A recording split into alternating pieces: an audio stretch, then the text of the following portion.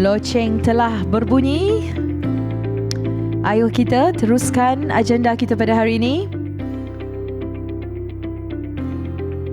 Alright, thank you very much everyone. Thank you for your cooperation. And please take your seats, be comfortable as we will starting off our next session.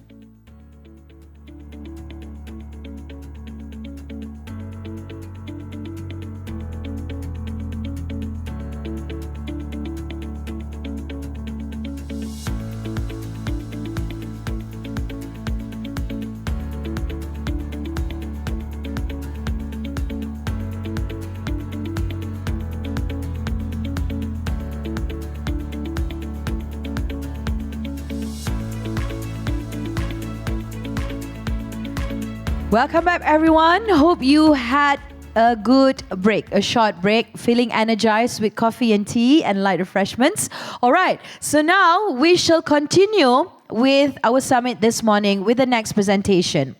Alright, allow me to introduce our next speaker. He has served as the director of Malaysia's National SDG Centre since August 2023. Formerly with UNDP, he led the Inclusive Growth and Prosperity Unit and served as Assistant Resident Representatives for Malaysia, Singapore and Brunei. Mr. Asfazam bin Kasbani. Let's take a look on the very special video. Check it out. Malaysia, an upper-middle income country in Southeast Asia, is home to a vibrant, multi-ethnic society rich in culture and mega-diversity. Its development is guided by Madani, a visionary policy framework aligned with the Sustainable Development Goals. Malaysia's path toward becoming a sustainable, prosperous, and high-income nation is shaped by the 12th Malaysia Plan and its mid-term review.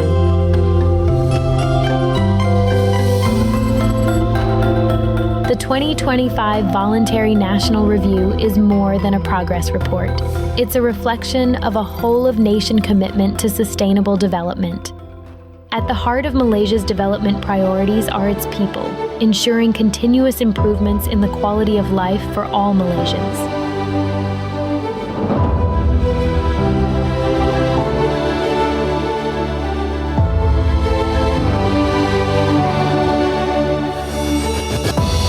The country's economic resilience continues to advance inclusive growth and greater prosperity with the main priority to reducing inequalities.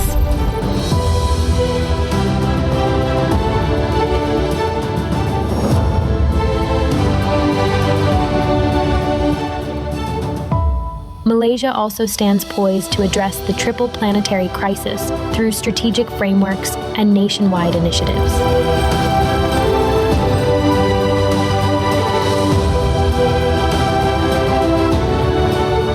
Efforts to strengthen governance and regional unity remain central to achieving a more inclusive and sustainable future.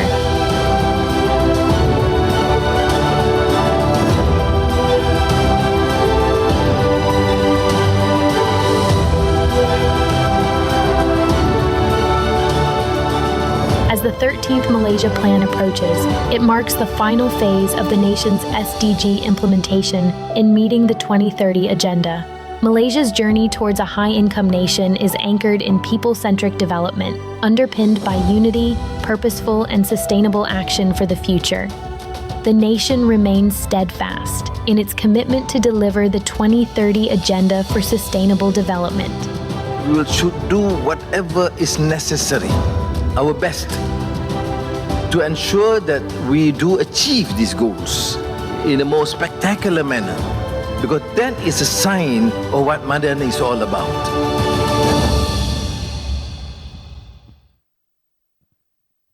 Please put your hands together for Mr. Asfazam bin Kasbani.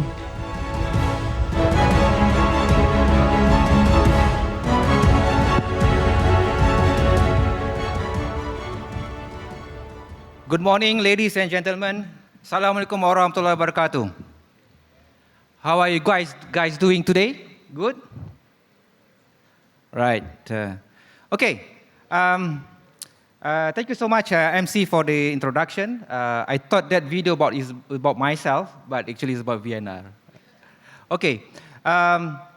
What I will do today is basically present you on the VNR, Voluntary National Review.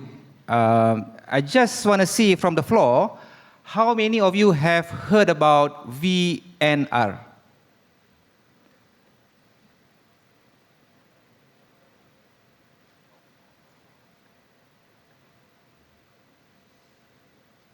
Less than 10. All right, no problem. So this is actually the session for us to know about VNR, to learn about it, and try to socialize. And my job is basically to create awareness about what has been going on the VNR front, Voluntary National Review.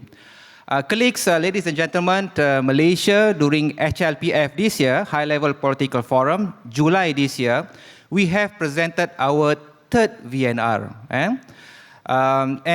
This is actually a report of what SDG progress is a voluntary basis.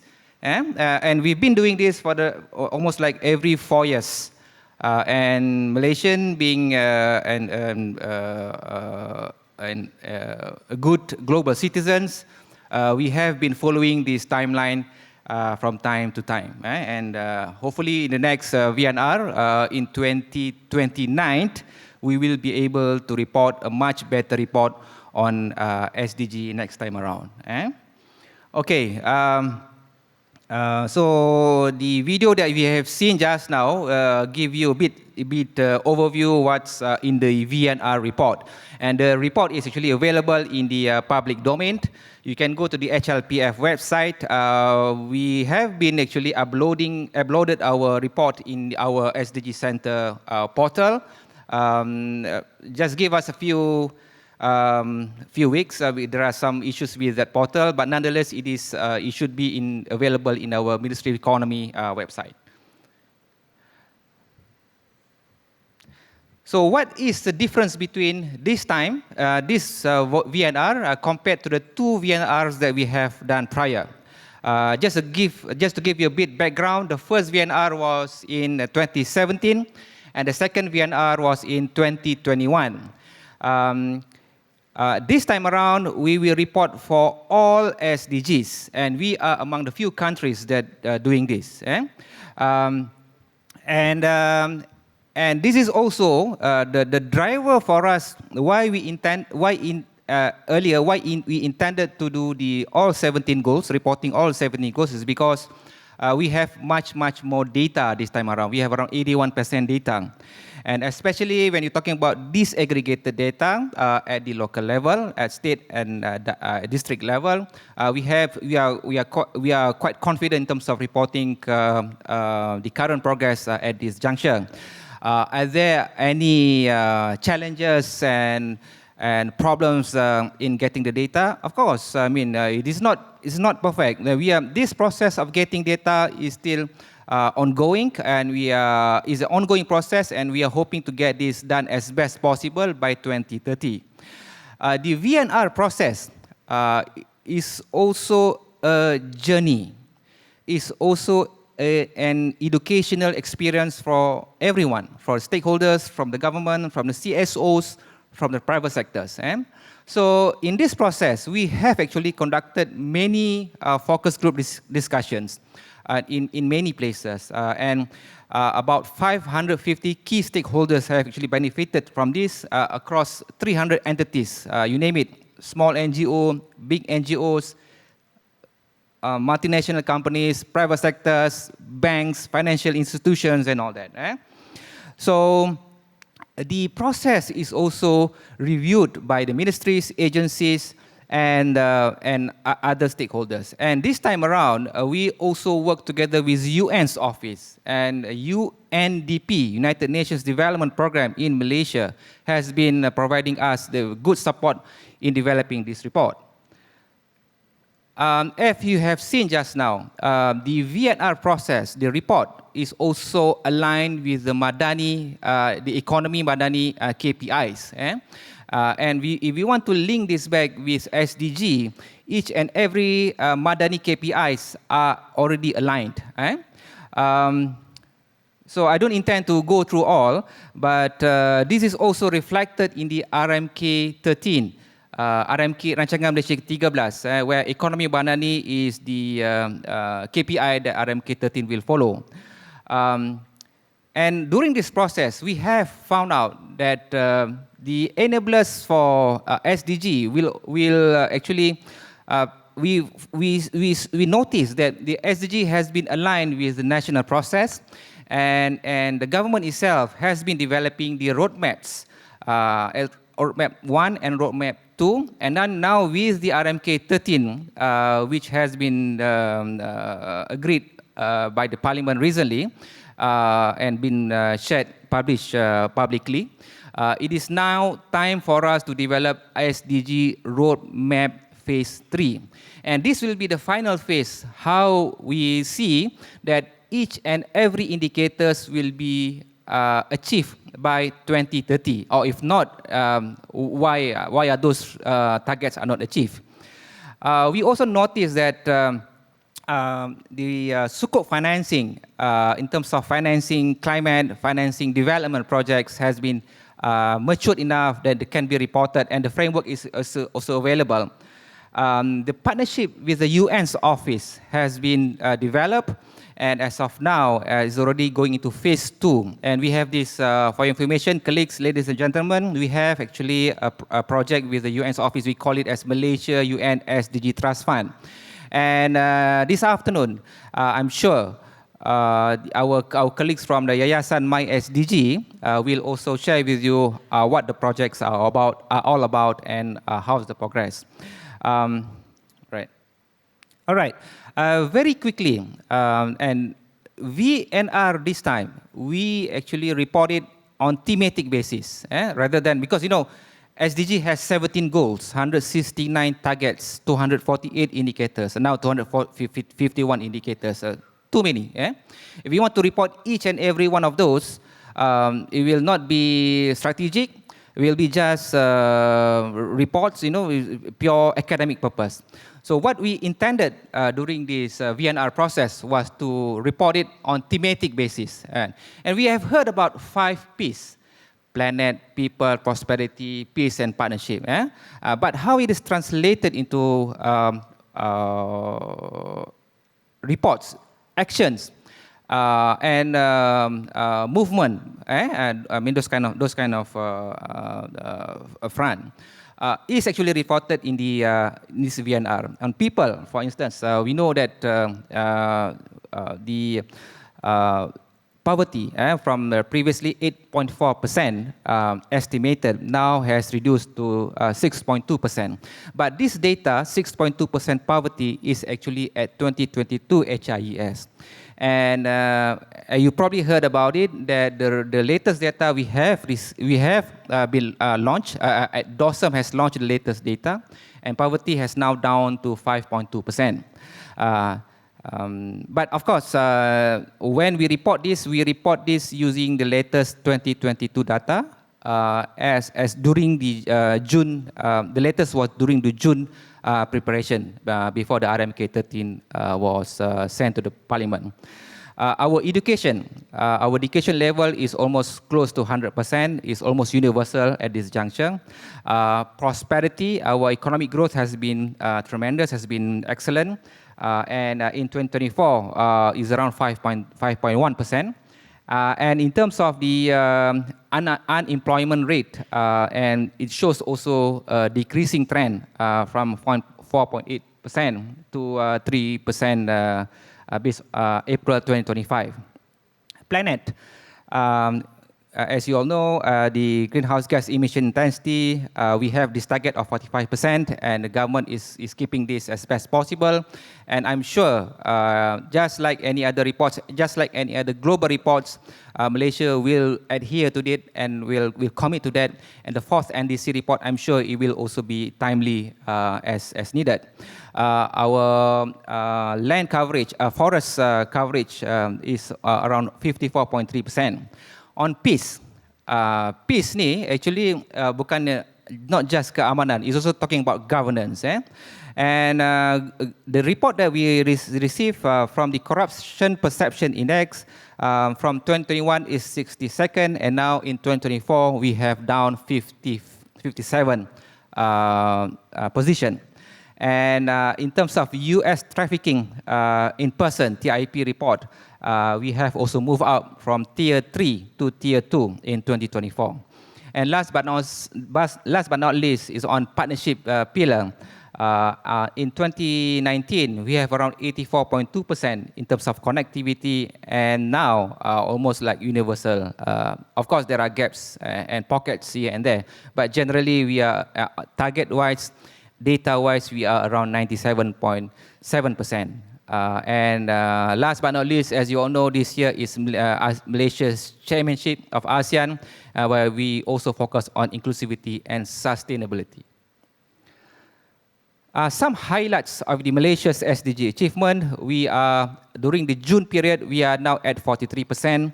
And if we want to break it up into each and every goal, we see some goals actually good, in progressing well, and some goals actually need further improvement and require further attention. And the latest report that we got from DOSM, and based on our own analysis, the figures has reached around 49%. A little bit more on the people's pillar overview, progress and also achievement. And when we talk about people's pillar, we are referring to SDG 1, SDG 2, SDG 3, SDG 4, and SDG 5, gender. Progress and achievement in 2022, around, as I said just now, 8.4% estimated. Now is around 6.2% during that time.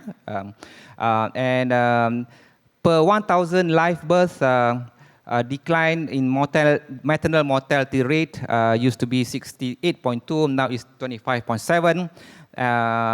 Unfortunately, there is also, although as much as possible, we want to achieve the 30% self-target of women in the managerial position, but still in 2023 is around 25.4%. Nonetheless, we see this increase from the previous years. Universities in Malaysia are also very active, and they have been doing tons of SDG and also ESG's work.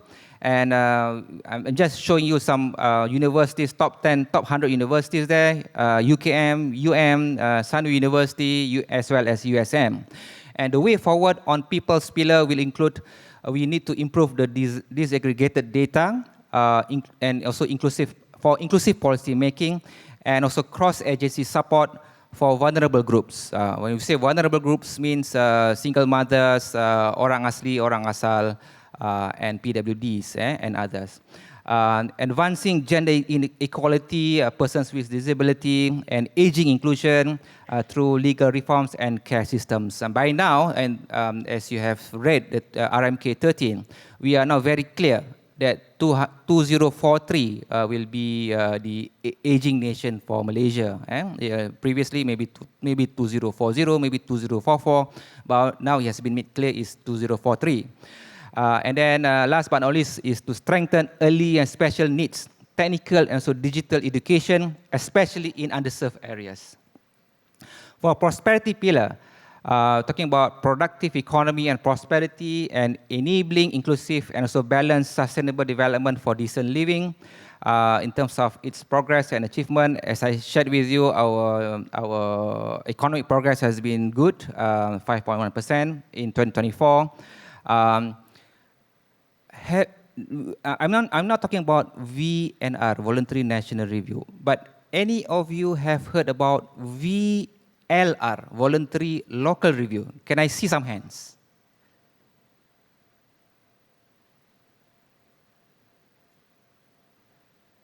Masih lagi bawah 10. So, Voluntary Local Review is actually a voluntary reporting process organized and done by the PBTs, by the local authorities, as well as the state government. But we actually have a good stories on this, good Malaysian stories on this, and compared to other countries globally, Malaysia has actually produced 15 VLRs globally in 2024, and we are expecting around 29 more VLRs in 2025. And KPKT through Urbanese, also an agency under KPKT, has been very active in this and educating about SDGs at the local level and all that.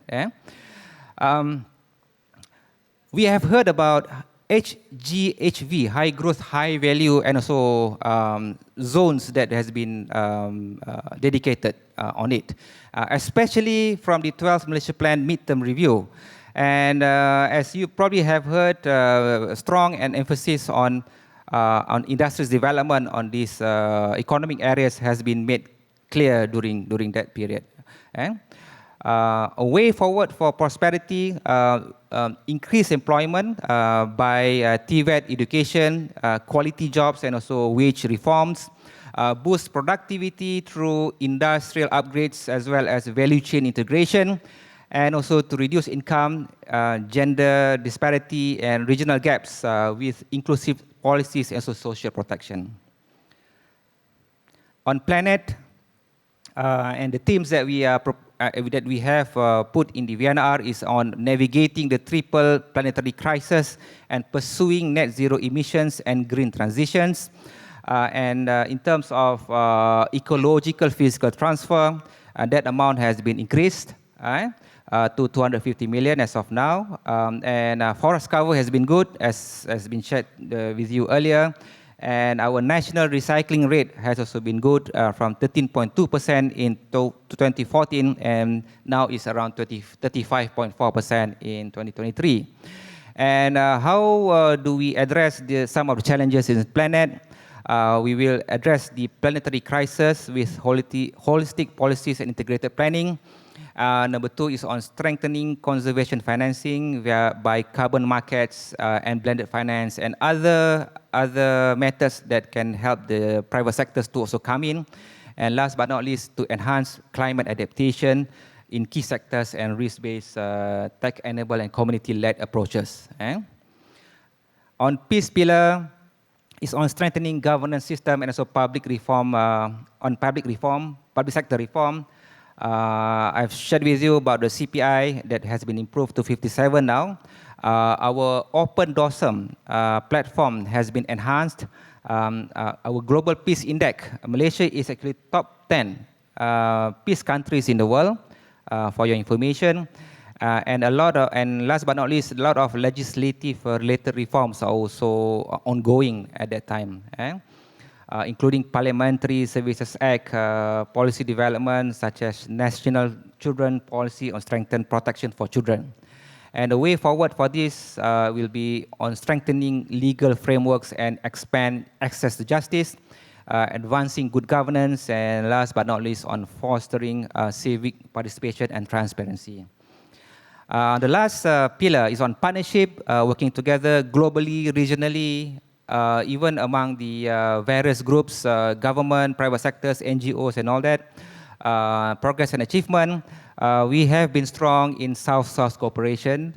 For your information, I think Minister of Foreign Affairs has organized a lot of transfer of technology and also knowledge sharing workshops, lessons, bringing people from developing countries to Malaysia and vice versa.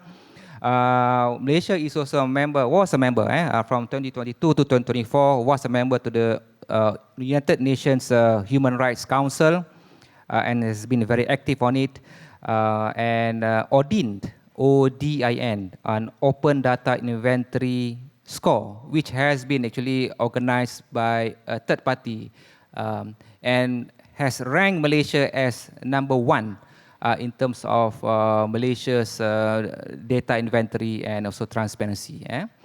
And way forward on partnership pillar to advance further international cooperation through South-South cooperation as well as ASEAN 2025 leadership, strengthen multi-level governance by the GovTech, as well as improve private-public partnership, and last but not least, to enhance data governance with digital infrastructure and open data system, especially when we're talking about SDG reporting and also delivery.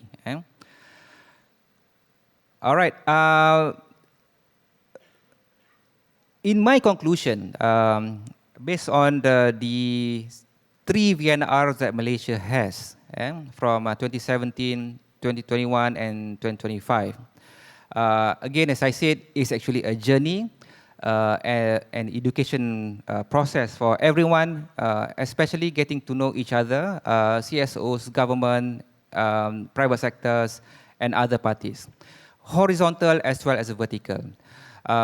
Vertical means working together with people in the kampungs, in Sabah, in Pendalaman, in Sarawak, to understand what's actually their problems and what are actually actions that have already been taken.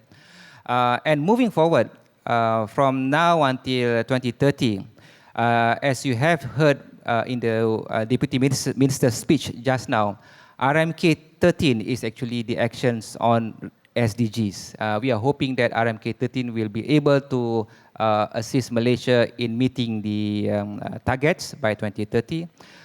And from the National SDG Center side, Pusat SDG Negara side, there will be an effort to develop the SDG Roadmap Phase 3, where we will then quantify and identify where will be the targets for these 251 indicators that will be. Some of it actually has been reflected in RMK 13, but there are actually still gray areas. Like poverty, we just looking into absolute poverty, but here in Malaysia, we have practicing about multidimensional poverty. It's not just poverty based on income, but also based on infrastructure, the quality of life, and all that. For your information, if you want to get more clarity and more information about the report, feel free to download it from the QR code in front of you. That's it. Thank you so much. I end my presentation here. Thank you. Thank you very much, Mr. Asfazam bin Kasbani. Speaking on aligning national ambition with global action, insights from Malaysia's 2025 Voluntary National Report.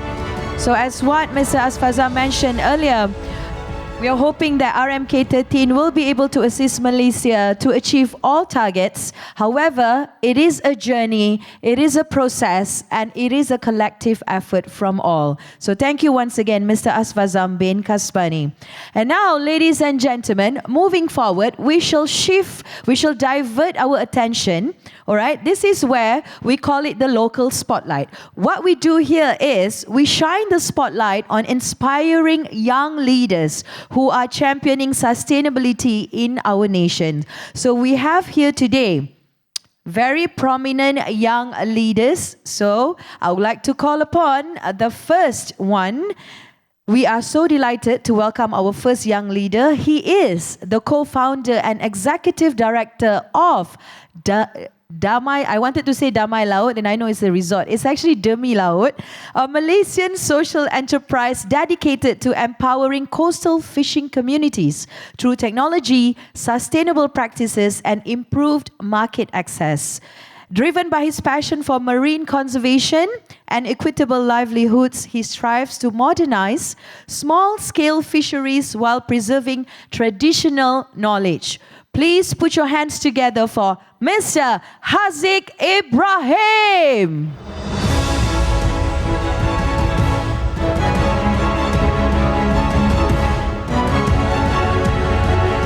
Okay, so before Mr. Haziq Ibrahim begin with his presentation, I would like to remind you, please scan the QR code displayed on screen. Should you have any questions you want to address to Mr. Haziq, you can scan the QR code and submit your questions, and I will divert the questions to Mr. Haziq after the presentation. All right, over to you.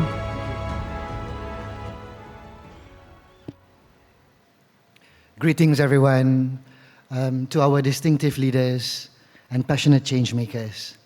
I'm Haziq, and it's an honor to be here with all of you.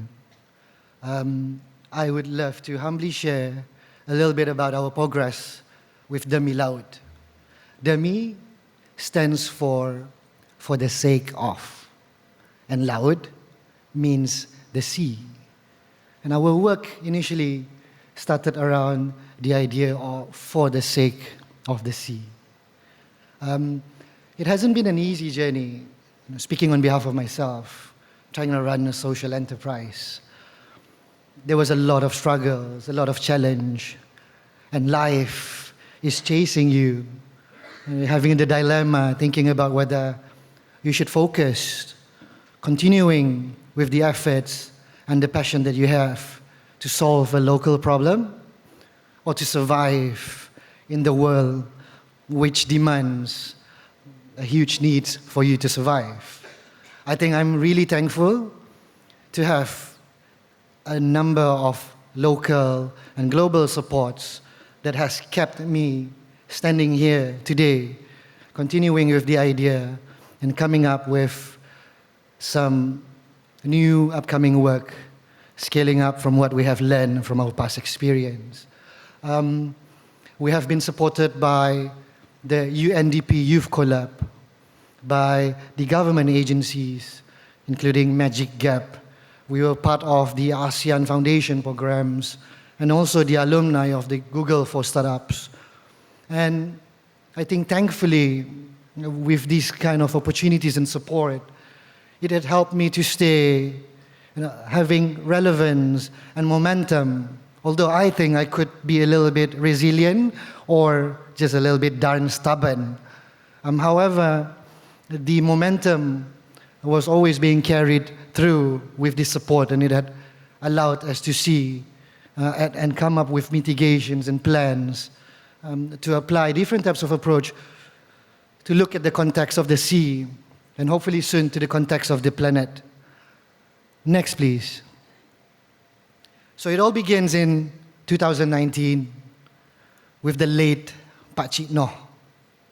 He had came up with this idea to come up with a machine that could fit perfectly onto traditional fisher boats. Traditional fishers have to depend on a lot of effort, spending a lot of time going deep into the sea, roughly about 5 hours per day, to and fro, carrying heavy loads of fish on their nets. And sometimes there's just not enough catches for them for the day, or even for them to share with the members who would be carrying the nets with them.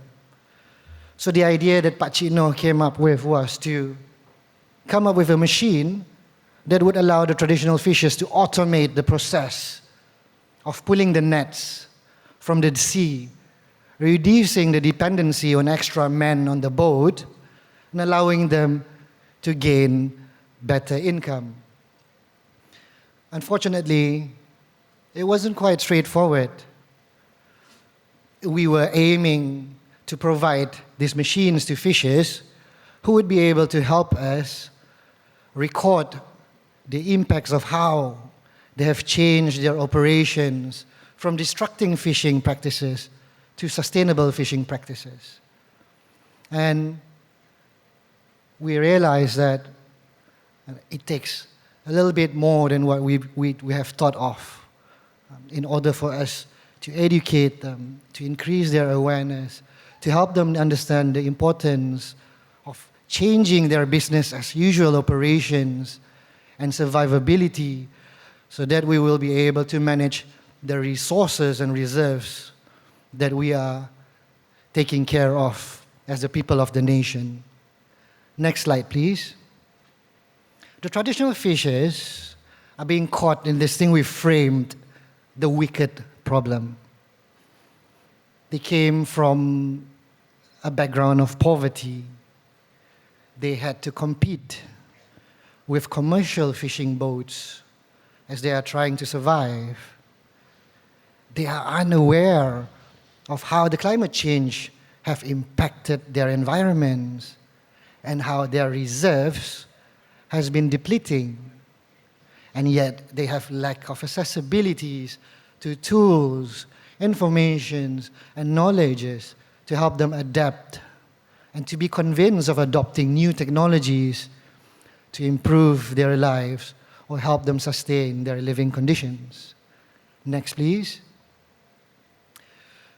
We came up with this idea where if we could digitize the process of their operations, allowing them to communicate themselves as being a sustainably practicing fishermen, or what we now would call fishers, to be gender biased, we would be able to then rally an interest of supporters to help us continue with this mission, to fund them and allow them to change their livelihoods. We had to spend resources traveling into remote areas from where we are based and spend time, dedicated time, to teach them, to help them buy into the idea that change is required for them to maintain the life that they prefer to have, to live in a good condition. We even came up with a module where we would be working with remote youths who probably would have relatives or who would know somebody or who would be coming from a coastal fisheries villages, so that we will be able to continuously build this effort to educate, to get their buy-ins and adoptions to use our tools, and then report how our tools have impacted their lives and how they are interested to continue with the program because of the mission to conserve what they are working to protect. However, and it can be very costly, it could be geographically challenging, and at the point of time as well, COVID was coming. Next slide, please. So with that, we understand that in order for us to increase the dedications of the fishermen to come on board with us towards this sustainable journey, we figure out that we need to find ways to continuously dedicate and mend intellectuals and talents, to advise them, to guide them, to help them report and record the activities, the licenses, the registrations, to show that they could be compliant and not move towards unregulated, unreported fishing practices. We've partnered with a number of technology partners to quickly come up with a low minimum viable product that had allowed us to create an account for young talents, to manage a few accounts of fishers, to periodically get, guide, and report how the fishers are committing in their operations towards a positive and sustainable outcome. We aim to enable fishery management collaboration. We aim to help the youth support the traditional fishers to come up with a transparent monthly reporting so that we would be able to track their capability in financing and provide them with a digitized traditional fisheries inventory system for us to explore opportunities in the capital city markets with access to on-site and remote coaching with the youth. It somehow worked pretty well. We've captured about 200 plus youths across the nation, and we've gathered interesting, unique stories on why the fishers are doing what they're doing now. And we've learned about what are the possibilities and what are the areas of improvement that we should or we could consider to help get the buy-ins of the fishers. We understand the demographic data and the baseline of understandings of how coastal fishes are operating. And it leads us to small increments of improvements in our work, and we've continued to apply it. Next slide, please. Here's a photo of a young talent who had to experience lockdown for the first time, being stuck remotely with having little drive to nothing to apply her skills and knowledge in marine biology. She was part of the participant that was in our workshop and our program with the intent to get to know a fisher, to get to acquire the backgrounds of the fishes in terms of registrations and licensing, to also come up with understanding of how they are operating daily and catches. And you can see the smiles on their faces. Next slide, please.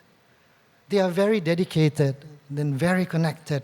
And we've learned that working with young talents, coming up with opportunities to upskill them in our workshops, providing opportunities to allow them to explore what product development, what project coordination, what innovation and applied science is in our small, humble workshops that we've done remotely on a Zoom software, had led them to come up with this bravery of going out there to really connect with the fishes, to really go out there to understand and to try to contribute to make little changes as much as they can.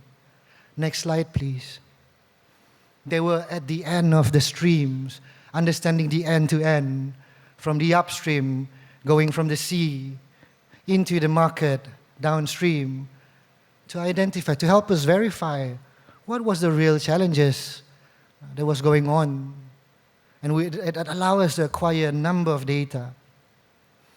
And we realized that in order for us to continue to understand this better, we need to send these resources out there to continue to get the information, to continue dedicating their time in odd hours to understand how things are operating, and to help us to allocate new resources if the turnaround from this current talent had to be depleted just because. And this data that we've acquired would allow us to make informed decisions and also possibly help others. Next slide, please. Some of the key learnings that we've gathered here that we would be very happy to share with you is that the youths do have their own needs. They need ways to sustain themselves and their families. They need to learn, apply practical and employable skills. They want to believe that their work at the same time has purpose and impact. But ideally, it's a good vision to have. But in reality, it's not something that we could always ask for. And however, with our projects, we've realized that we could come up with small, little increments that helps these youth to focus on long-term skill building, connecting with like-minded people, and also find the courage to speak to mentors and researchers to understand how they are impacting people and the planet for the work that they are working on. And also allow them who comes from remote places, who probably doesn't have enough exposure, to include them in innovation and global narratives. Mainly, most of them would think that these kind of projects are only for privileged kids. I think that could change with the efforts that we are working on. And with these learnings, next slide, please. We came up with a new vision.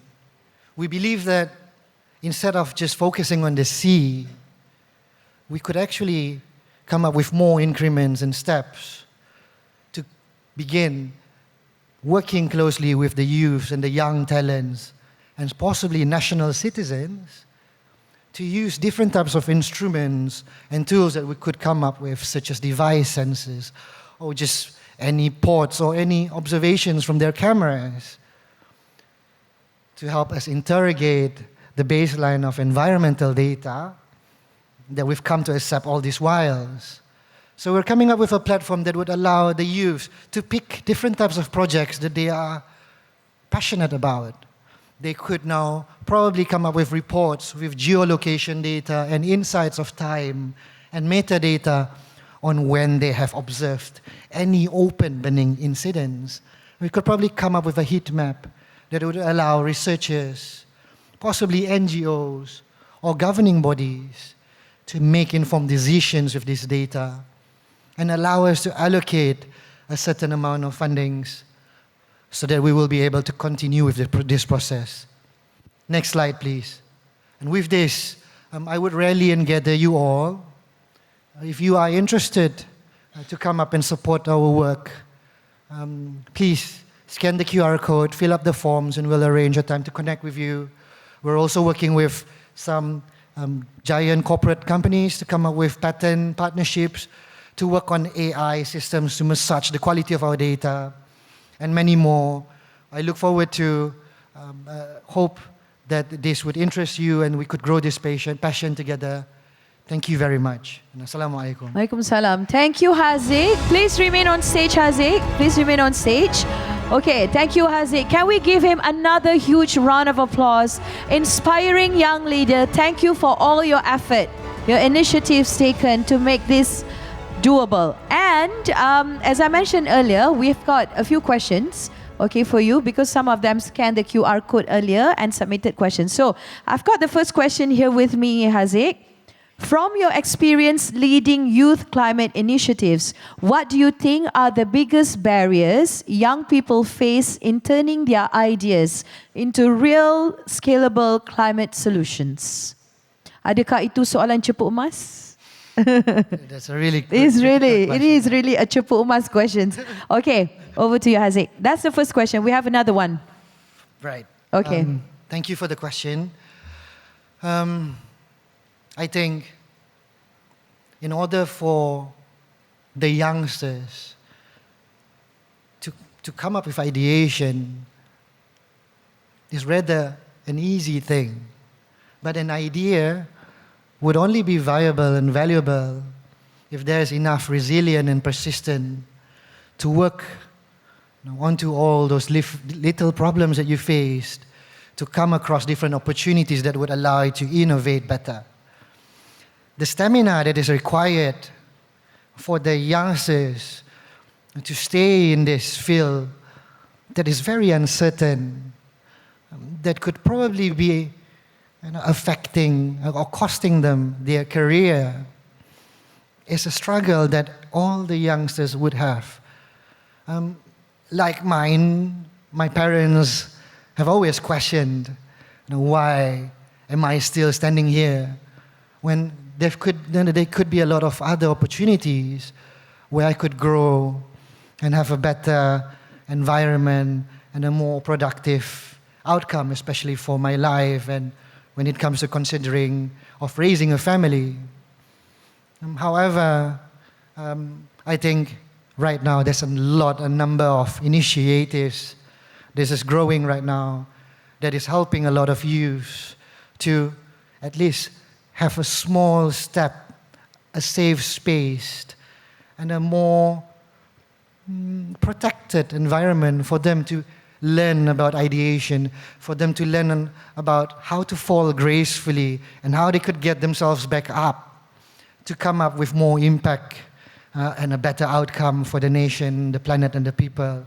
And I think if this could continue, we're also coming up with the same incentives where these small projects would allow them to get the courage, to get the synergy with the like-minded people around them. So they would have that belief that each steps that they have taken is not really a waste, but an investment for something greater. So I hope that answers the question. Thank you very much. Thank you, Haziq. So that will be it. Okay, thank you very much once again. Put your hands together once again for Mr.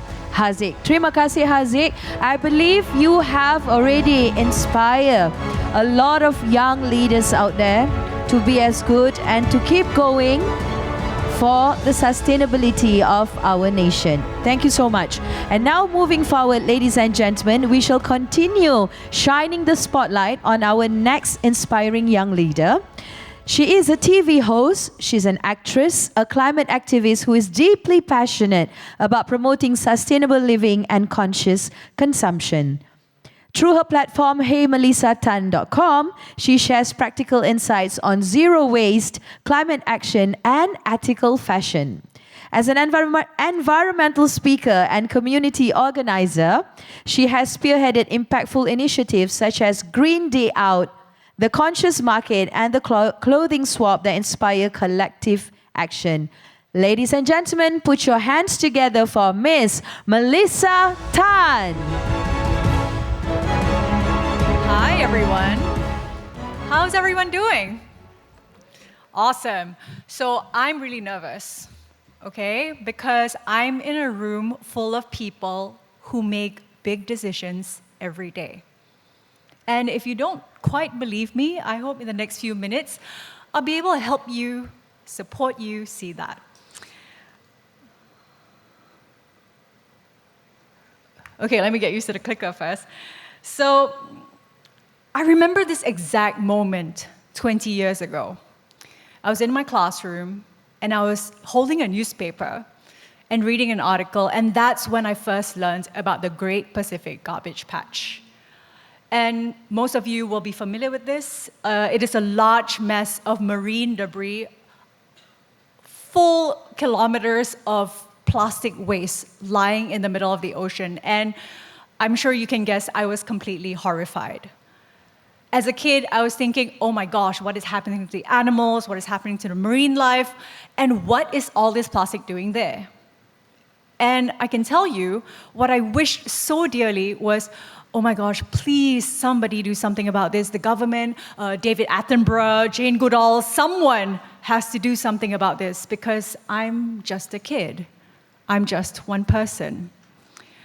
So, as you can see, I was very compelled, a huge animal lover, nature lover. So for decades, I did what I thought was the extent of what I could do. I recycled like crazy. And meantime, as I grew up, our world reached breakneck speeds of overconsumption and waste. Meanwhile, I saw the forests and oceans of my childhood disappear and get destroyed.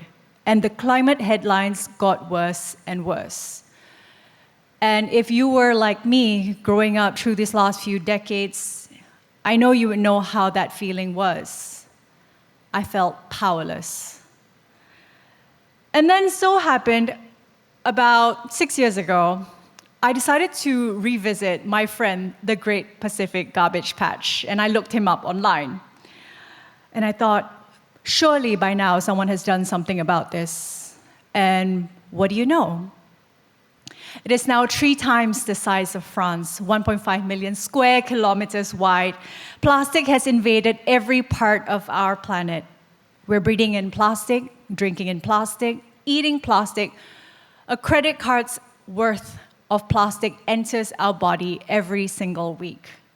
This is all common knowledge. But that made me realize, what the heck was I waiting for?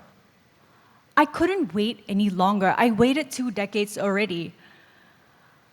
And coincidentally, 6 years ago was also when I first learned about zero waste living. From this one person, Claire, my mentor. And it's like she switched on the lights in a dark room. So for a long time, I thought, I'll just recycle as much as I can because I have to help the planet. And she said instead, what if you didn't create waste in the first place? What if instead of recycling more, you recycled less?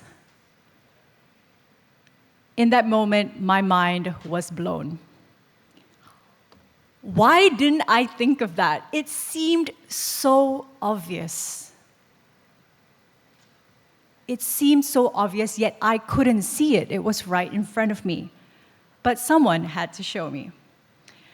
On average, Malaysians produce about 1.2 kilograms of waste every single day. And you think, that's not so much. Over 1 year, that's 430 kilograms every single person, almost a half a ton of waste. But what if you could bring your waste almost down to zero? And not only that, you're reducing the negative impact to the environment upstream and downstream and creating positive nudges to the system. Through the power of the 5 R's. Now, some of you may be familiar with this, but the gist of it is you refuse what you don't need. Makes sense, right? You reduce what you do need. You reuse everything over and over again, keeping materials and resources in the cycle. And then you recycle what you can't refuse, reduce, reuse. It's almost a last resort. And for all organic materials, you rot, you compost, you put it back into the ground. And that's how you can bring waste and impact, waste almost down to zero and impact to its bare minimum. And then I realized zero waste living was a microcosm of the circular economy. But what we were doing was bringing it to reality today. So safe to say, I jumped down the rabbit hole. I started navigating the world and redesigning life one thing at a time. And it was simpler at first. Avoiding single use, living lightly, and early on, I tapped into the power of community. Through the Zero Waste community, led by Zero Waste Malaysia, with thousands of other Malaysians, we shared ideas, we shared resources. Together, we figured out how do we live ecologically responsibly in Malaysia. And it's beyond single use. We traded consumption for community to things like buy nothing projects, where we can access stuff and recirculate within communities, getting everything we could possibly need without buying more. And this became a way of life. This became automated. And over the last 6 years, I realized I felt freer than ever before. From a raging shopaholic, surrounded by a world that kept telling me, you have to buy more, you have to consume more, you have to waste more because you deserve it, we are in a modern life, this is the way forward. I realized that zero waste living helped me unprogram that belief that the world was trying to tell me. Now the world could no longer pull my strings. Because I was not born to be a consumer, and neither were you. The last 6 years also showed me we can create the reality that we live in. We don't have to just sit back and accept, this is how it's always been, this has always been the way. Because the way our world has been designed in the last few generations, in our human systems, as you will know, it doesn't make sense. That's why we're in a meta-crisis. Mass extinction, plastic waste pollution, climate crisis, it is all compounding because of the way we're doing things. And yet, through the help of my friends in the community, I was living low carbon, low waste, in fast-paced city living in Malaysia. I didn't have to move to a fancy European country that was a sustainable city. I could do it wherever I was. I could redesign life as I knew it. I could even do it in the media industry, on social media, where pressures to look good and consume, market, is at its all-time high. Then I realized how important it was to normalize this. Normalize living in respect of the world around us and being good stewards of it. This is not an alternative. This should be the default. And this is something anyone can do. Now, the common misconception is, this is where it ends. Very good. Individual impact, this is what you should work on. Don't use bottle, but it's not about just BYO and individual impact. This is very important, but it's just the beginning. Over the last 6 years, I think with our friends in the Zero Waste community, you developed the intuition to see how things can be different.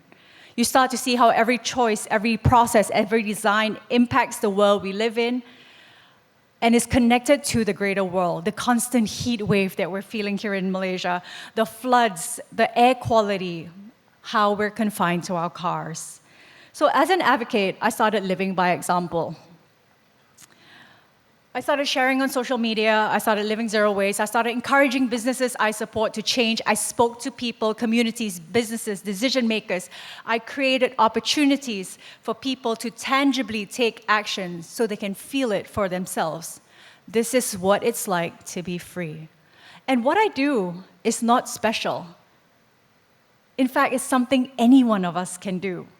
All I'm doing is contributing my skills, my platform, my influence to connect the dots, to amplify solutions and initiatives locally, to collaborate with all my allies across Malaysia. I help make the less obvious obvious, and that's what Claire did for me all those years ago. And over again, others have come up to me and said, "Oh, I didn't know I could do this, and now I will." See, everyone has influence. What we want to do is cultivate a mindset that is circular, a muscle that enables you to spot opportunities, to problem solve, to remove, reduce inefficiencies and waste, and bring that mindset to where you have influence. Because we don't need everyone to quit their jobs and set up an NGO. We need you to show up with your mindset and use your influence as citizens, as family makers, as community members, as leaders, as employees, as business owners, as policy makers. Every day you're advocating and acting for something. So what will you want to advocate for? Do you want to reinforce the way of life that we've known for these last few generations? Or do you want to create the new world with us? Whether it's as small as a swap to reusables at home, a decision you introduce at your workplace, an initiative or a business you start or support. The thing is, all of this is really simple. It's actually about doing less and opening access to everyone else. This is how we change the culture. This is how we scale nudges to the system. Because it isn't just about making more recycling infrastructure. It's about the way society lives, and you and I are co-creators of our culture. The more we play into overconsumption, overdevelopment, and endless growth, the more we reinforce it. The more you choose differently, the more we're constantly dripping change into the culture. Big systemic shifts are made up of little shifts unseen, and every day we're sending nudges into the system. See something, say something, do something. Normalize the culture of ecological responsibility. And what we need are more lighthouses in the dark, and that's what you are. What you do allows others to see what is possible, and then they can light up too, across all levels of communities, industries, and policies. Just like the two founders of Zero Waste Malaysia. Starting from 2 people, they've built a community that is now more than 50,000 people across Malaysia, and you'll be hearing from them in just a minute. More than 700 solution providers across Malaysia so that all of us can live ecologically responsible. And if you've ever felt like I did once before, as a little kid, helpless in the face of our climate crisis, just remember the ripple effect goes outwards. I hope this plays. No, it doesn't. See, I think of this natural phenomena often called murmuration. Have you ever seen it? Hundreds of thousands of starlings, birds moving in perfect coordination. A whole flock can change direction instantly, changing speed, changing ways of moving, all as if they are one brain. If one bird makes an abrupt change in flight, the whole flock transitions, and each bird influences all the others. Information reverberates across the flock. And if you watch how they behave, each starling only pays close attention to the birds around them. That's how it reverberates across the group. So you don't have to change the world. You just have to live the change. You don't know who the next person watching your example is. You don't know who you're empowering next because of what you have done and the choices that you've taken. But when you do that, watch it reverberate across the flock and into our culture. Thank you. Thank you, Melissa Tan. One thing for sure, Melissa, now we all are fully aware, recycle less and not more. Thank you for that. Okay, please remain on stage. We've got a question for you right now. Okay, a few of you actually submitted your questions. However, due to time constraint, I'm able to read one of the questions. So, this is how it goes. In advocating for a circular economy, how can individuals and communities realistically integrate sustainable living practices without feeling overwhelmed by the idea of zero waste? Perfect question. Thank you for that. It's not about perfection, it's about progress. I was not a zero waster overnight, and I can tell you everyone in that community feels the same. But once you start going that rabbit hole, you develop the muscle and it gets stronger. I always imagine it as, for those from that generation, do you know MacGyver? He always gets put in all these situations, and using just his resourcefulness, he will be able to break out of that situation because of his mind. And that's your superpower. One by one, it is not taking it everything at once, but taking care of it one thing at a time. And what you want to do is you automate it. See, like zero waste living and living ecologically responsible isn't just about making a choice every single day. It's about making it the default so you don't have to make a choice at all. It is like living and breathing to me right now. I haven't shopped for new clothes in 6 years, and yet I've dressed better than ever before, because now it's second nature to me to not do that. It's second nature for me to style. It's second nature for me to be resourceful in the way that I do things. But if you don't start, and it's as simple as, imagine that, BYO, that's the first step. Bring your own bottle, your own container, your own bag. Practice the art of saying, no thank you, I don't need more plastic. No thank you, I don't need more stuff. And go from there. And within a year, within 6 months, watch how far you've come and watch how powerful you truly are. Thank you. Thank you very much. Melissa Tan, terima kasih. May you continue to inspire all of us. Like she said, change is not easy, but I believe if we start doing it, like the plastic thing, for example, by now, a lot of us are getting used to the idea that when we do grocery shopping, we bring our own bag, you know, instead of relying at the grocer for plastics and all that. So it takes time, it takes effort, and I believe if Melissa can do it, we can all do it. So thank you once again, Melissa Tan. And now, ladies and gentlemen, we do have another inspiring young leader who continues to make waves in Malaysia's sustainability scene.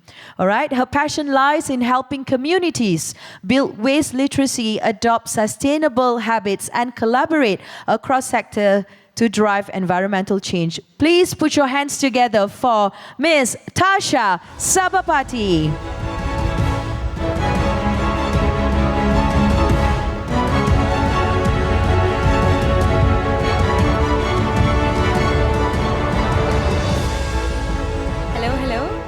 Hear me? Okay, pendek sikit, so yeah, we have to adjust. Good afternoon to everyone. Thank you so much for having us here. I'm quite excited actually because Mel kind of said about 50% of what I would usually talk about, which is zero waste. But very briefly, has anyone heard of Zero Waste Malaysia? Yeah, woo! Okay, I think maybe about 10 lah, hopefully. So we are a local NGO and we advocate for sustainable living. So today, the topic I was given was this, and I think because Melissa set a very good kind of precursor to what zero waste is, I'll be focusing more on what are some of the solutions that we as an NGO have tried to create. Tapi before that, maybe we can play a short game. Boleh tak? Okay, so the game is called Sit or Stand. Tahu macam mana nak main? Tak tahu, sit or stand. So I'll have a few prompts coming up on the screen, and you just answer lah, either sit or you stand, so that we exercise sikit. Boleh? Boleh. Okay, terpaksa. Okay, first one. If you're feeling sleepy right now, sit. If yes, you are feeling sleepy, stand if you are awake and ready to like, woo! Everyone sitting down. Yes! Like I saw one person come up first. Thank you so much. Okay, great. So, okay, energy masih ada lah. Next one is sit or stand if you think you know what zero waste is. Really? After the... Okay. Okay, some still... Okay, nice. I expect everyone to be seated after Melissa's session just now. Next one is, I consider myself to be environmentally friendly. If you think yes, remain seated. If you think no, I'm still figuring things out, you can stand. Okay, that's completely fine. No shame. And the next one is, I have convinced someone to reduce waste before. Sit if yes, you have, and stand if you haven't yet. But maybe that's something that you will do soon. Fuyo. Okay, everyone here macam zero waste expert lah, maybe. And the last one is, I believe I can create change. So remain seated if yes, and stand if you feel like maybe not yet. I should have reversed this and then make you guys stand up a bit more. Okay, improvement for next time.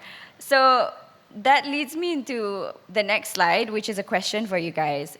So Malaysians, in 2021, this was from 2021 statistics, Malaysians had a 76% concern for COVID-19.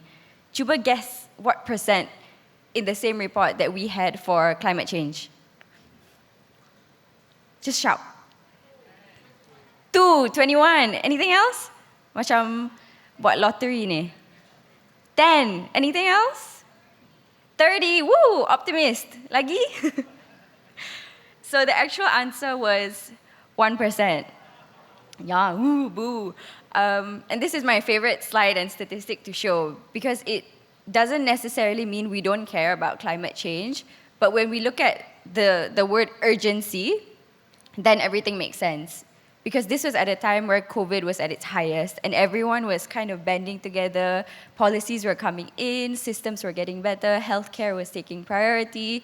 And why are we not doing that about climate change when it's something that's incredibly urgent, and it's something that we might not be able to escape from? So that's also why today I would like to talk about how, as an NGO, we've shifted away from just creating awareness, which is very important and very, very much needed for our stakeholders to support the systems that we create, but also how we've created programs that try to build new systems and create sustainable change. So sustainable doesn't always mean, okay, green trees, but it also means something that lasts. So kita tengok sikit lah some of our programs. Okay, before that, also this is one of my favorite frameworks, because I tak suka numbers and I don't like complicated graphs. So I'm a very simple person, and this looks like Mickey Mouse. There's just 3 things. So this is something I found when I was thinking about how we can create change and make it lasting. So according to this diagram, the first thing that we need is the individual mindset, which is under programming. So that's exactly what Melissa was talking about just now, about how as an individual we have the power, and it's all about how we ourselves can create that change. And the next thing is more of community. Kita besarkan sikit. So it's about cultural shift and how we can create that access, that infrastructure to build programs. And the last one, of course, is policy. So as a CSO side of things, we like to complain lah. We need policy, we need government makers to support us. But at the same time, we're doing our part with the individual and the cultural shifts. But everyone knows that policy can definitely accelerate that change. So that's why that's one of the items there. So I'll talk about 3 programs / initiatives that we've done at Zero Waste Malaysia, which try to touch on all 3 of these areas. So the first one is our Jom Repair program, which just launched this year. And we just finished one of our workshops 2 days ago. So I'm very happy to share about it.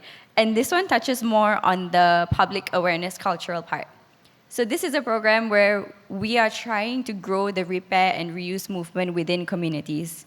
How many people here have fixed their own broken rice cooker or oven dekat rumah before? Has anyone tried fixing things at home? Woo! Okay, we have some repair people around. Oh, we also have Casey. Casey is our repair guru, by the way, from our team. Woo! Yeah, so not everyone knows how to repair things, although this is something that's actually very basic, and these are skills that we can use in our daily lives and that we should use to prolong the things that we have and create less waste. So the whole goal of Jom Repair is to really train people, empower them, and amplify the whole movement. And how do we make that sustainable? Because we can just fix something that's broken, kan? It's also the same outcome. But we're trying to make it where people themselves are then empowered to continue this movement. So for the whole Jom Repair program, we upskill from demand. So we don't just blindly go into this program and say, okay, shock sendiri, I like repair, nak buat repair. But actually, we founded this program because we saw a need from the community and they were interested in the idea of repairing. Second thing is to create opportunity and motivation. So first of all, we try to empower our cadets by calling them repair cadets, repair specialists, and then repair master. So macam you can advance level lah. And the other thing is also when you facilitate our workshops as a repair cadet, you do get an allowance. So there is some like extrinsic motivation as well as intrinsic. And of course, that's very important because if you don't motivate people to come back and support the community, then they won't do it. And the last one is to reduce dependency. So the best programs we can create is the one that we can walk away from and it still runs. If it's a program that continuously needs us, then there's something wrong. It's not sustainable. So that's for Jom Repair. And the next one is our flagship Green Wira program. Our bosku and our team from Green Wira is also here, Irene and Christina over there. Woo! So the Green Wira program is about us working with schools and trying to create change at schools. But it's not that easy, kan, because we're an NGO and we're not ministry level and there's a lot of syllabus and susah lah. So we decided to go directly to teachers who are the backbone of our education system. So with the Green Wira program, we have different phases. We start by teaching teachers with an online course, and then we get them to propose ideas for zero-waste schools, followed by us choosing which ones to seed fund and support for the next few months. And then we monitor their impact as well, and we help them to accelerate that change. So the way we select our schools pun is very, very strict. Irene will tell you all about it. And the reason for that is because we want to see projects that can create this systemic change. So for example, these are some of the projects that we have. And we're currently in our second cohort. So this is some of the impact that we've had to date. We have 3 zero-waste schools. 3 are currently in progress, almost done. Educators-wise, in our first cohort, we focused on teachers within the Klang Valley. And then cohort 2, which is ongoing, we went nationwide. So we besarkan lagi because we love to stress ourselves. And luckily, the impact pun besar lah. So when I say we're very strict with what kind of projects we try to do and we don't do them blindly. For example, one of the projects by Cikgu Kuzaima, this one, SK Teluk Panglima Garang, is to build an MRF, a materials recovery facility. So when we choose these projects also, we make sure that there is something tangible that students can see at the schools, that teachers can see, that people coming from outside can come and see. And let's say if something happens and the teachers have to leave that school or new students are coming in, that project is still there. And that's very, very important to the Green Wira program and how we run things, because we don't want something that, okay, but workshop, lepas tu habis. That's not sustainable either. So for SMK Taman Melawati, this project was focused on rainwater harvesting as well as energy reduction, energy optimization as well. So we try and also pick a diverse group. And this was only our first cohort. We also had Cikgu Joshua, who did a return and reuse and return kind of container system. So you know, dekat sekolah, we have all the plastic bags with our French fries. So they piloted a project that uses reusable cups, which is very wow for schools.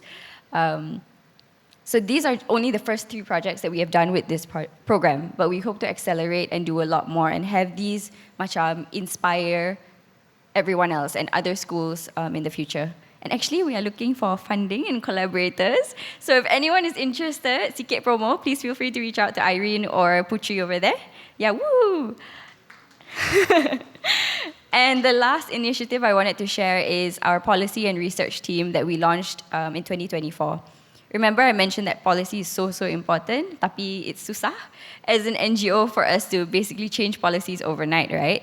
So we realized that we ourselves don't entirely understand what are the gaps, what are the problems with the policies we have now.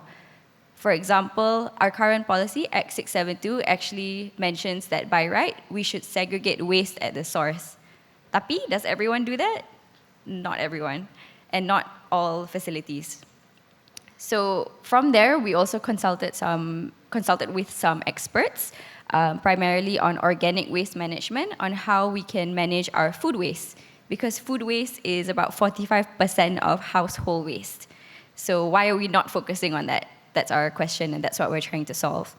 So hopefully by the end of this year, we can also publish a policy brief that informs people like you and I, all of the stakeholders, on what are the active solutions out there, not just locally, but also from nearby countries. So we're also speaking to people in Indonesia and Singapore to find best practices.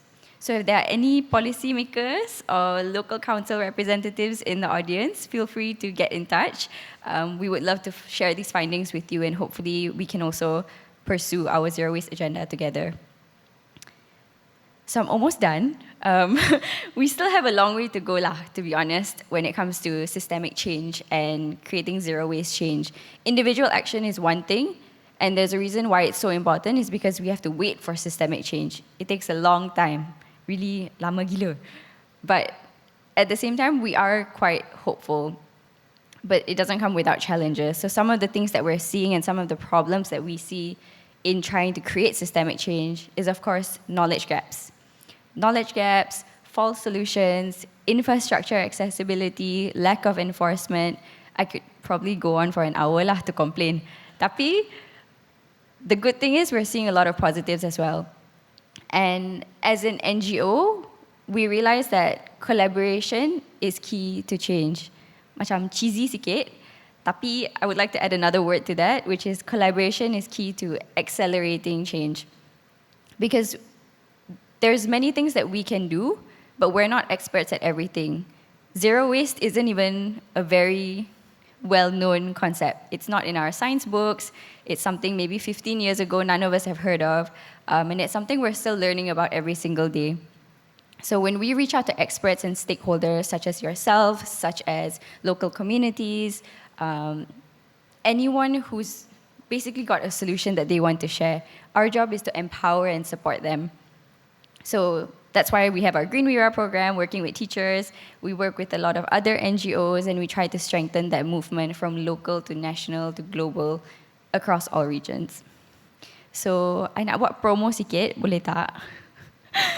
Okay, sikit promo only. So, all of the 3 initiatives that I mentioned just now, they weren't our own ideas. They actually came from all of you, from the community. So, every year we run this stakeholder survey, which is a public survey, just basically asking people, what should we do to make your lives better and more sustainable? Because we could go on forever and forever doing what we think is right. Tapi, we're not the target audience. We should be reaching out to people who don't care about the environment. That's the people that we want to speak to. So if you have some time, I would encourage everyone to scan this QR to also take part. You don't have to do it now because sikit panjang. But if you do have time, it would really mean a lot to us to get some of your feedback. And this is, of course, something that we will share with everyone in terms of the results that will hopefully help other NGOs and grassroots as well. And you might win a voucher, so that's great. But yeah, I will end my slide there. If you would like to reach out to us, please just search Zero Waste Malaysia or come speak to me after the session. Thank you so much. Thank you, Tasha. Please remain on stage. Okay, from what you shared with us about Jom Repair and then Green Wira program. I was very much attracted to Green Wira program simply because I've got kids, kan. So when this kind of program reaches out on the school level, you're actually creating awareness, which I think is so amazing because some of us, you say everything starts from home, But some of us don't even practice from home. So, and then we send them to school, right? So that's where they spend like 4 to 5 hours daily. And if this kind of program is being implemented in school level, this is amazing. To create awareness is great enough to begin with, and hopefully it will leave an impactful effect much later. Good job on that. But that's not it. We've got one question for you. Babe, mana tu babe? Soalan dia tadi tu? Skip je lah. Soalan dah hilang dah. Okay, sekejap. Sekejap ya. Okay. Alright, I'll simplify the question. Okay, so there are many people in this room involved in policy making and program creation.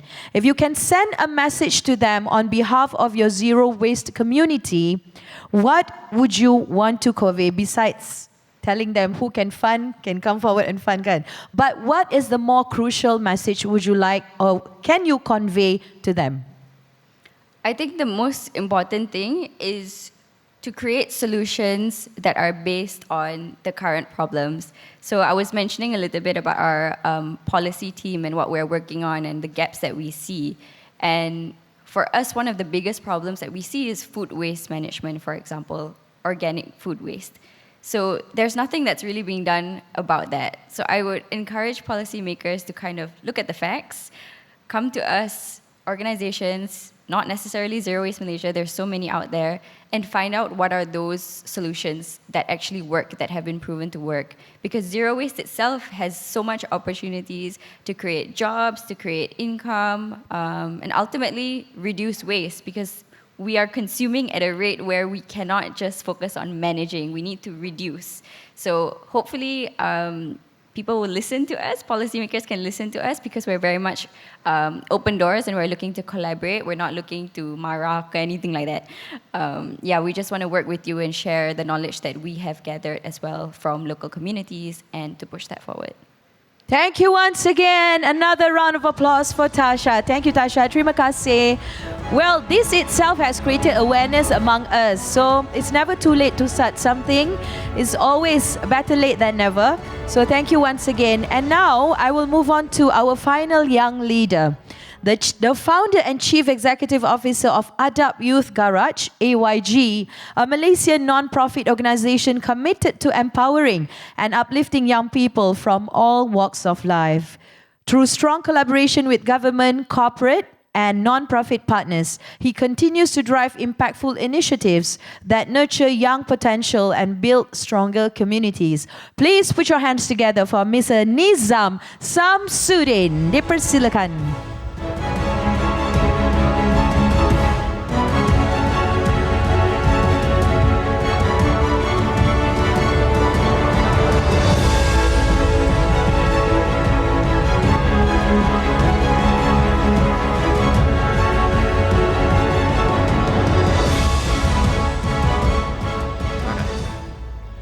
Bismillahirrahmanirrahim. Assalamualaikum warahmatullahi wabarakatuh. And selamat tengah hari. Okay. I would like to talk in bahasa because I think kalau I cakap bahasa Inggeris nanti I stuck. Okay, boleh. So berkenaan dengan Adab Youth Garage, kami memang NGO yang berada di seluruh negara. Setakat ni kita ada 15 cawangan di seluruh negara, dan di Selangor kita memang ada banyaklah, sebab kita bermula di Selangor, dan kita bergerak maju ke depan ke beberapa sebuah tempat lah.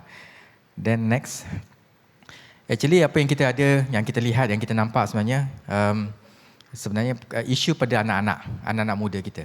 So anak-anak muda kita ni banyak yang berada di luar sana tu, either memang dia orang tak ke sekolah, atau kalau ke sekolah pun nanti ada masalah lain yang dia orang akan hadap, yang dia orang akan buat. Macam dalam gambar ni, mereka mungkin dia orang hadir ke sekolah, but then lepas habis sekolah dia orang merokok, dia orang lepak-lepak, kemungkinan dia orang tak ke sekolah juga, dia orang melepak.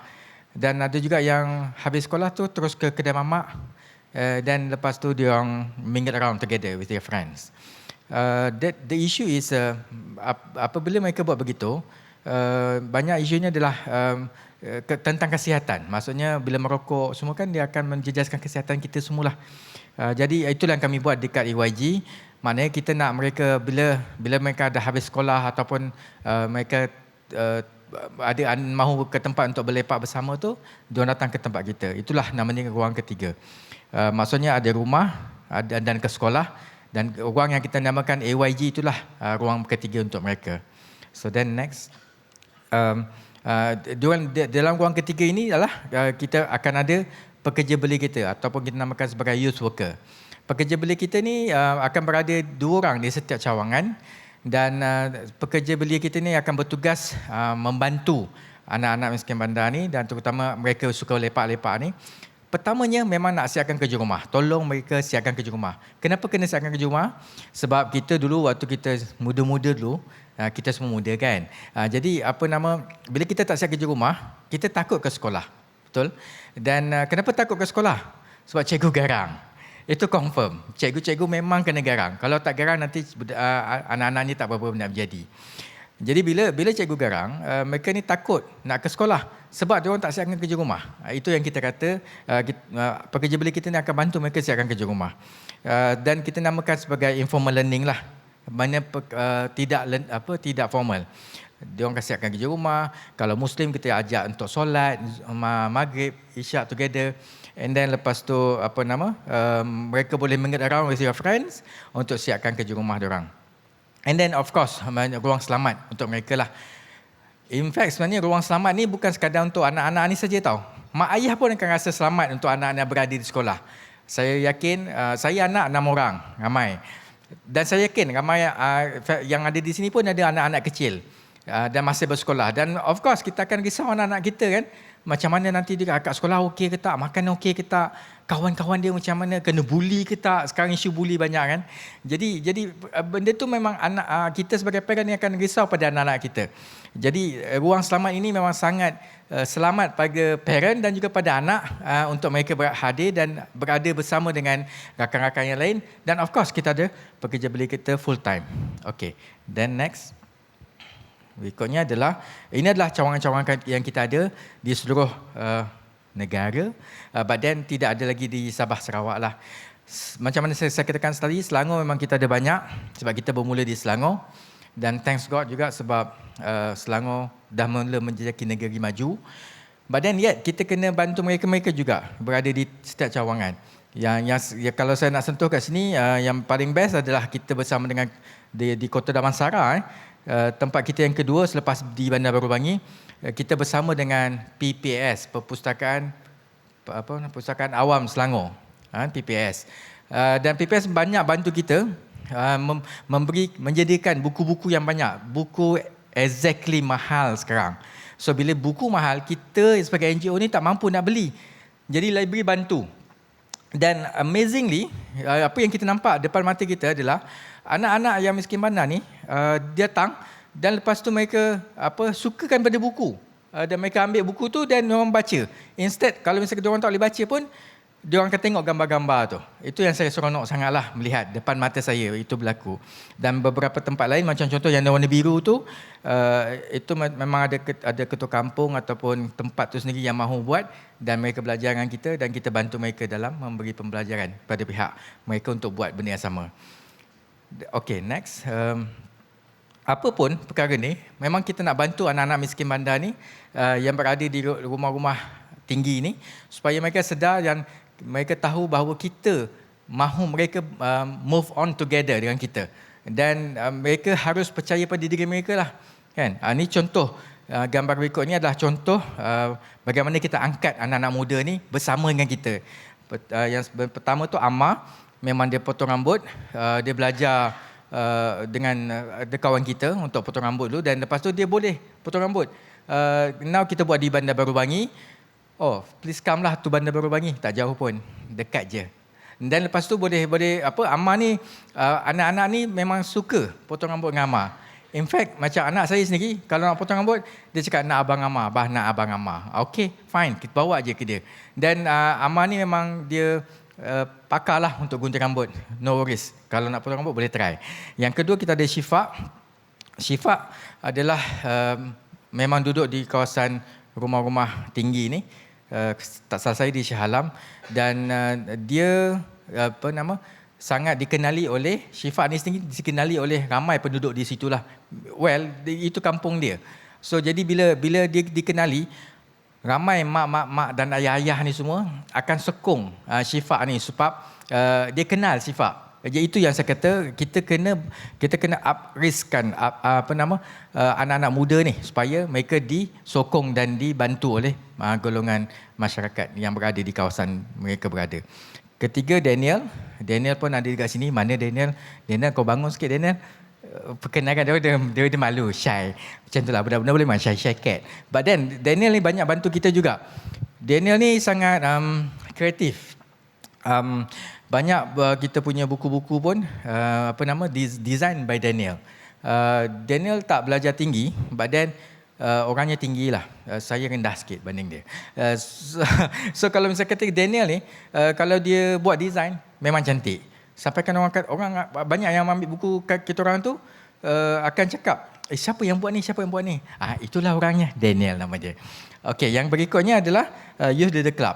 Youth Leader Club ni yang kita nak bangunkan dan kita cuba bangunkan pada kebanyakan tempat yang kita ada. Tapi yang agak sukses sekarang di Shah Alam lah. Dan inilah gambar-gambarnya, adik-adik yang berada di sana. Youth Leader Club ni memang anak muda ni nak apa? Itu yang saya banyak kali kata, bercakap dengan banyak pihak. Youth Leader Club, anak muda ni bukan yang mahukan keuangan. Dia bukan mahukan duit.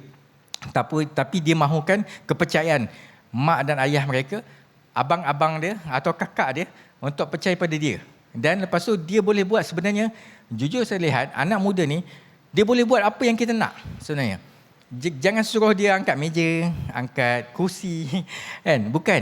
Minta dia buat benda more than that. Dan insyaAllah dia boleh buat sebenarnya. So apa yang kita buat dengan YLC ni sebenarnya, dia orang pernah buat satu paper. In fact, dia mencadangkan pada surau berdekatan dengan tempatnya. Dan AJK surau. Terkejut. Tak pernah berlaku dalam hidup dia. Dia kata, anak muda nak buat gotong royong dekat surau. Ni dekat surau. Bukan nak azan, bukan nak imam, nak buat gotong royong. Dan anak muda ni yang buat. Kita pernah buat, kita boleh lah. Kalau nak buat dekat sini pun boleh, KCC. Tapi ni anak muda boleh buat. Jadi itu yang saya katakan, bahawa sebenarnya anak muda perlu diberi keberanian mereka untuk mereka cipta keberanian yang tu. And then yang last adalah Haikal, yang paling depan ni. Haikal ni belajar dekat tak ingat, tapi belajar dekat UP, dekat dengan Bandar Baru Bangi itulah.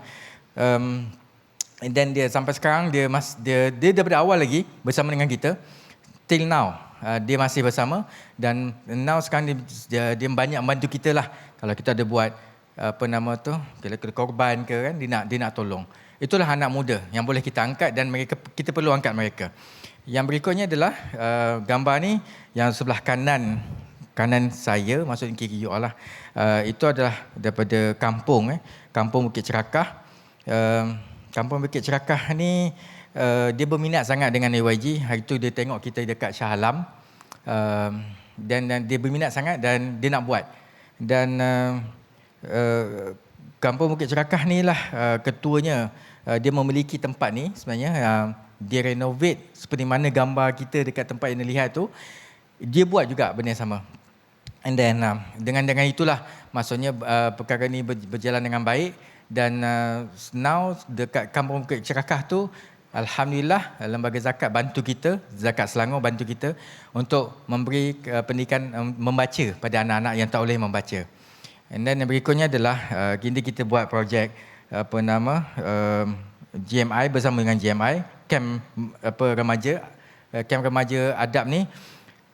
Sebenarnya kita nak ajar mereka supaya untuk berani membuat paper, dan mereka boleh melihat sendiri bagaimana keadaan GMI itulah. Student tu belajar kat situ macam mana.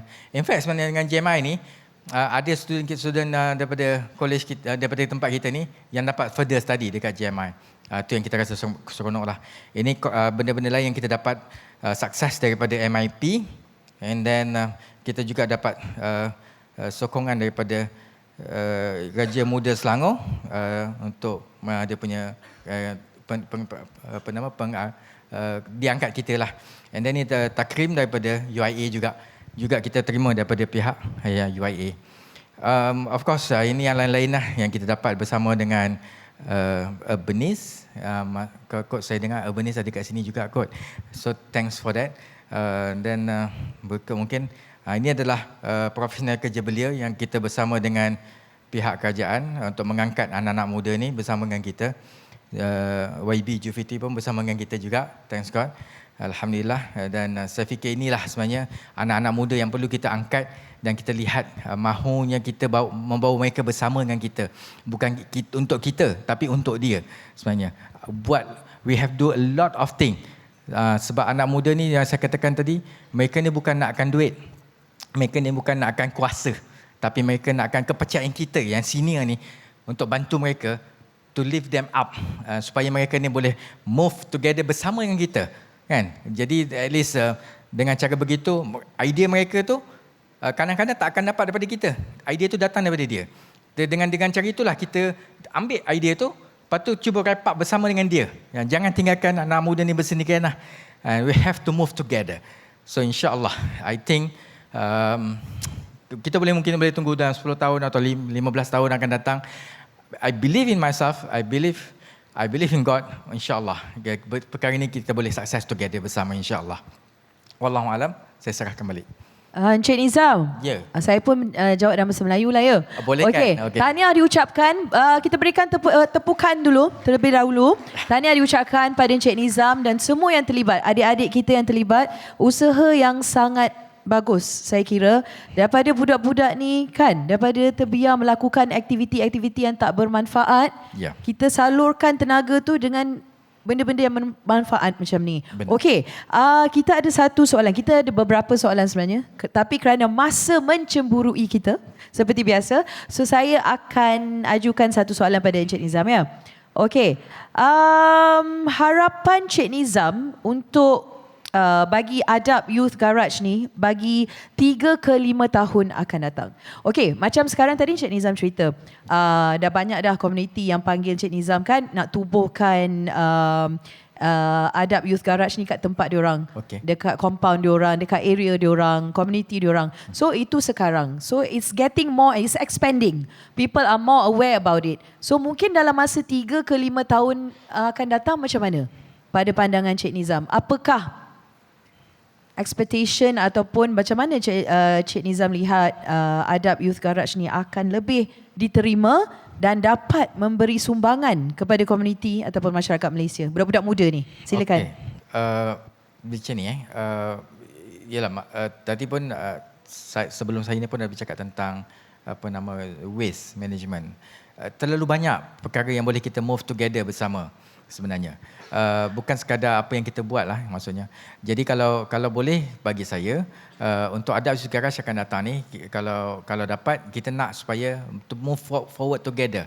Bukan sekadar membantu anak-anak ni, tapi sediakan ruang apa lagi yang ada. Bukan sekadar ruang AYG saja. Ruang macam contoh kalau nak buat zero waste tadi, diorang boleh buat dengan pihak yang mana yang ada ni.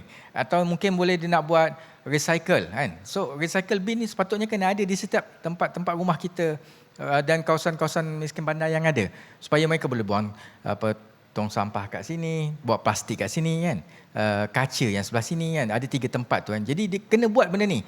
Jadi untuk menggerakkan anak muda ni, we have to move together. Don't let them down. Dan kita kena angkat semua untuk together lah supaya benda ni boleh sukses.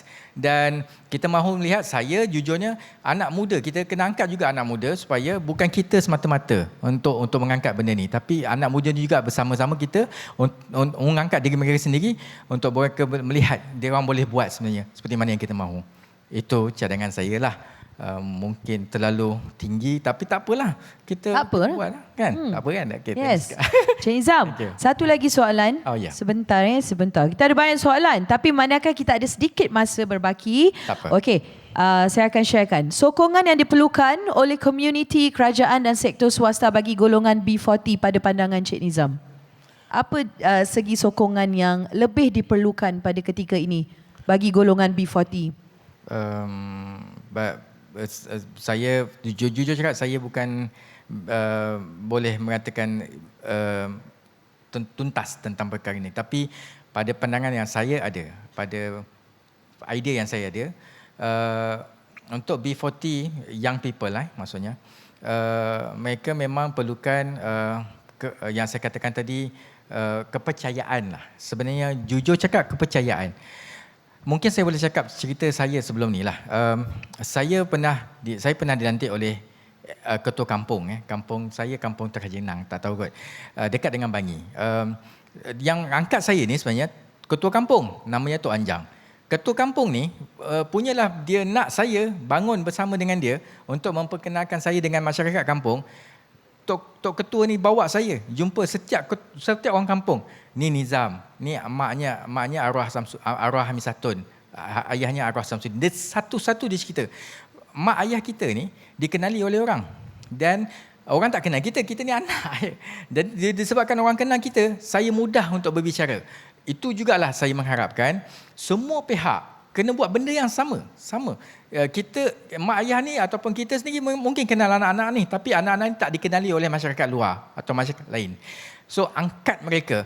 Seperti mana orang kenal kita, seperti mana orang melihat kita sebagai orang yang mampu membawa satu yang lebih baik, angkat anak-anak ni bersama dengan kita, supaya mereka ni juga dilihat mampu untuk bersama dengan kita, mampu bersama dengan masyarakat yang lain. Itu my dream lah kot, insyaAllah. InsyaAllah satu hari nanti. Sekarang pun dah jadi reality dah pun. Cuma selepas ni, now that you share this, Mr. Nizam, we are aware of what Adab Youth Garage is all about, what it does and how it can help young kids, young girls or young boys. So insyaAllah moving forward, all that you said can be materialized. Kita positif je. Pray for me. Pray for us, insyaAllah. Yes, insyaAllah. Terima kasih Encik Nizam Samsudin. Please remain on stage, Encik Nizam. Saya nak jemput Melissa Tan dan juga Tasha untuk sertai Encik Nizam. Haziq tidak dapat dikenal pasti di manakah lokasinya, tapi tak mengapa. Kita nak jemput Melissa dengan Tasha to join Mr. Nizam up on stage for a group photo session. Dipersilakan ke tengah-tengah stage, abang-abang cameraman dan videographer. Okay, senyum, maybe thumbs up ke apa, ada trademark masing-masing. Okay, in 3, 2, 1. Tepukan gemuruh sekali lagi. A big round of applause for our aspiring young leaders. Congratulations to all of you.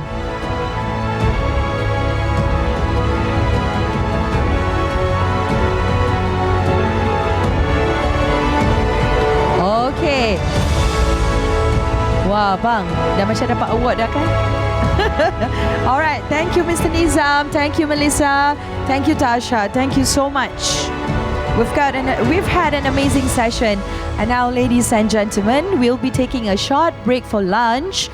Lunch will be served at the next hall, and due to just another information to share with all of you before I let you out officially. We would like to invite all participants to submit your declaration at the pledge wall located just outside the hall. So let us collectively affirm our commitment towards sustainability and meaningful action. Okay, so with that, selamat menjamu selera. Kita akan berjumpa kembali dalam pukul 2 petang. Nanti saya akan bunyikan loceng macam biasa. Thank you so much. Have a good lunch. I'll see you back at 2 p.m. Thank you.